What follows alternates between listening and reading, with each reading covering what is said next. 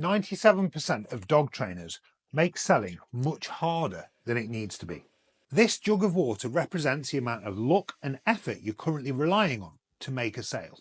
But what if I told you there was a way to eliminate all this effort and have dog owners absolutely begging to buy from you without you ever even talking to them?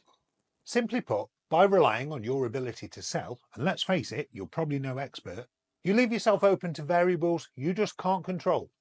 And that leaves money on the table, dogs in a mess, and it's completely unnecessary. Achieving a successful sale relies on a number of boxes being ticked. As soon as the boxes are ticked, a sale is guaranteed to happen. Till now, without realizing it, you've been trying to tick each of these boxes in the evaluation or the consultation, and you just don't need to. It's 100% possible to tick each of these boxes before you speak to a dog owner and leave nothing open to chance. If you can tick each of these boxes before you even speak to the owner at the evaluation or the consultation, then you won't rely on any sales skills whatsoever to make the sale happen. The beauty is that done right, you only ever have to do this once. As soon as you've got yourself set up, every box for every client from now forwards will already be ticked. And so without lifting a finger, potential clients will be beating down your door trying to buy from you. So I'm going to tell you what each of the boxes are, but don't go anywhere just yet. There's 3 parts to this and you need to know all of them to make it work. Effectively, the way this works is you take all of the effort and luck that you're currently relying on and you begin to fill the other boxes. And as you fill the other boxes, you reduce the amount of reliance upon the consultation itself and you pass all of that reliance and the chances of success to before the process.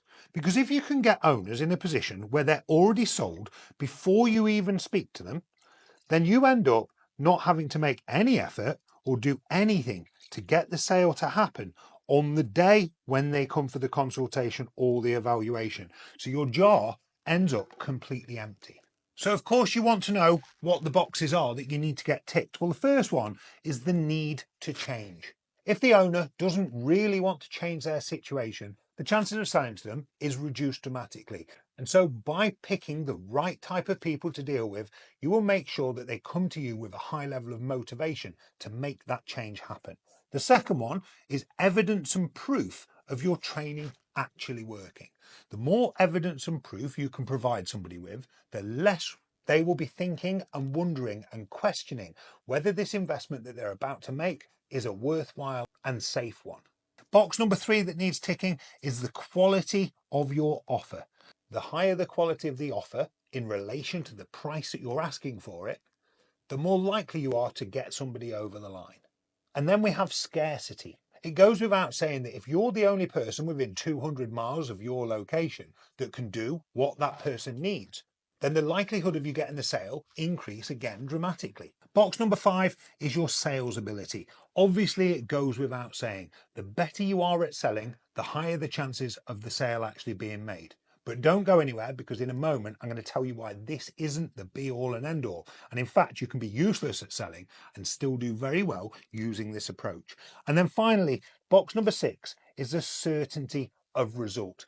If the person who's looking for dog training believes there is 100% certainty of them getting the result that they're looking for, they have absolutely no reason not to purchase. And so in an ideal world, you would have all of these boxes ticked and full to the same level.